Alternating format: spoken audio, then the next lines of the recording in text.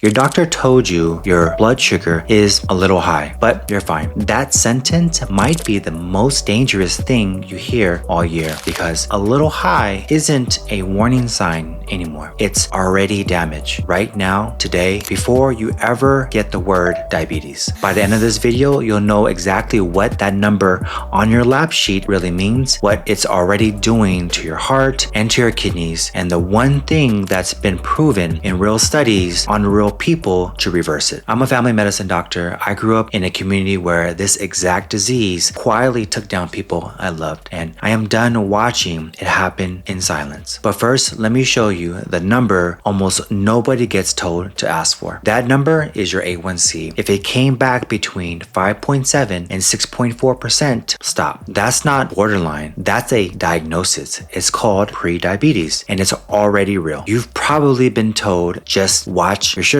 or cut back on carbs a little. That advice fails because it treats prediabetes like a warning light. It's not a warning light. It's the engine already running hot. Here's how we're going to do this. 3 things prediabetes is secretly doing to your body right now, plus the one move that's been shown in a massive 30-year study to flip the whole thing in reverse. Quick legal note fast. I'm a doctor, but I'm not your doctor. This is education, not a diagnosis, so talk to your own physician before changing medications or routines. Right now, 38% of US adults have prediabetes. That's roughly 1 in 3 people you know. Most don't know it. Here's the part that shook me the first time I read it. When researchers checked all 3 diagnostic tests against each other, fasting glucose, the 2-hour sugar test, and A1C, they only agreed on the same person 4% of the time. Translation, this disease hides. It shows up differently depending on which test catches it, which is exactly why it slips past so many people. And this is exactly why so many people in our communities end up finding out the hard way in an ER or a routine check that almost didn't happen. Follow me on this because it gets more important. Prediabetes is not your body about to have a problem. It's already linked to higher rates of heart disease, stroke, kidney disease, nerve damage, even some cancers and dementia. That's not the diabetes talk. That's the you're basically fine stage already doing it. That's the silent part. But here's where it gets personal because the damage isn't waiting for a label. So here's the thing. Inside your body right now, 2 systems are breaking down at the same time and they feed each other. First, your liver stops listening to insulin properly, so it keeps dumping out sugar even when you don't need it. Second, your muscles stop pulling sugar out of your blood like it should, and at the same time, the insulin making cells in your pancreas start struggling too. And here's the kicker. Your pancreas isn't just struggling, it's shrinking. Autopsy studies show people with prediabetes already have about 40% less insulin producing tissue in their pancreas compared to people with normal blood sugar. That's not a future risk. That's tissue loss happening now while your labs still say pre. And here's another number that shook me when I first saw it. In one major study following people for 30 years, 96% of people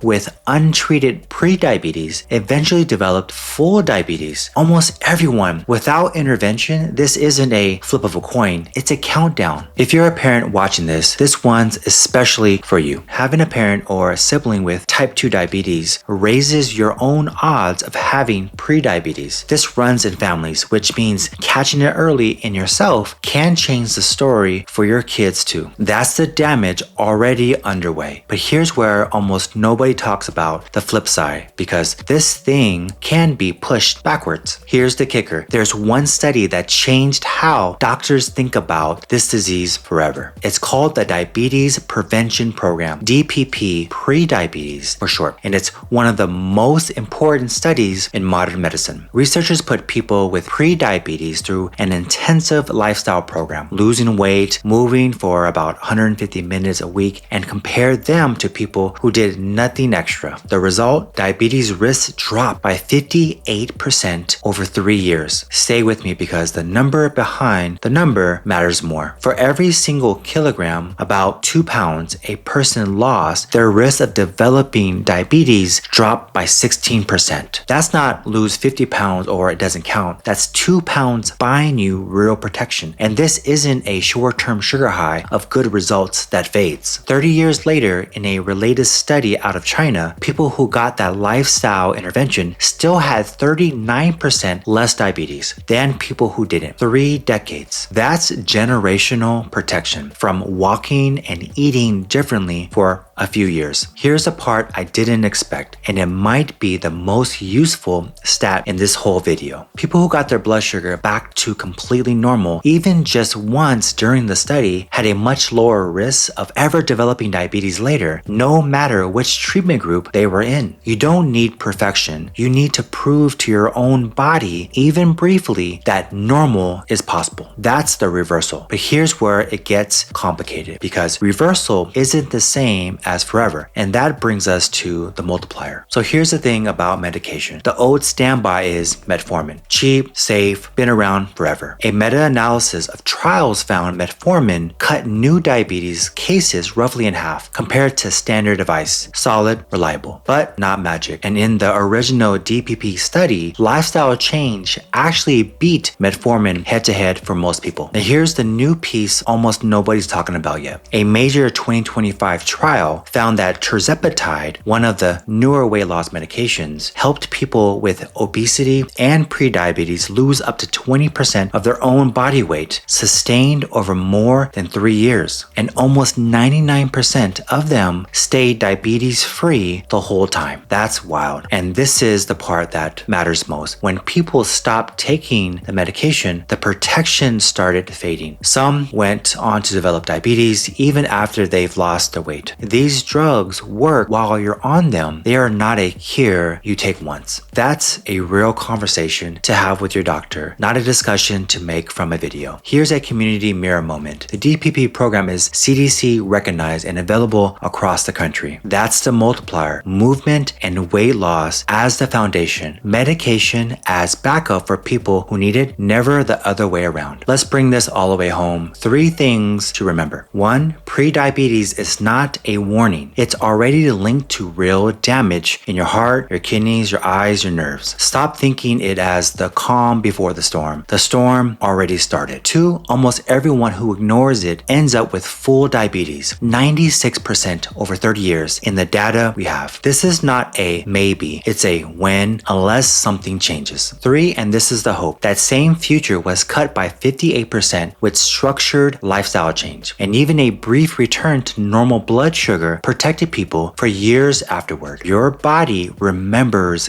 good news, not just bad news. The pain point we solved today, that vague feeling of my doctor said it's fine, but something feels off. Trust that feeling. Ask for the number. I didn't go into medicine to withhold information. I went so I can bring it back to the community, to the people who never got handed it in the first place. Your zip code should not decide whether you find this out at 35 or at 55. Right now, for too many people, it still does. Watch this last video on how high blood pressure is killing you quietly. Stay tuned for my next video on insulin resistance explained simply. I'll see you in the next one. Peace.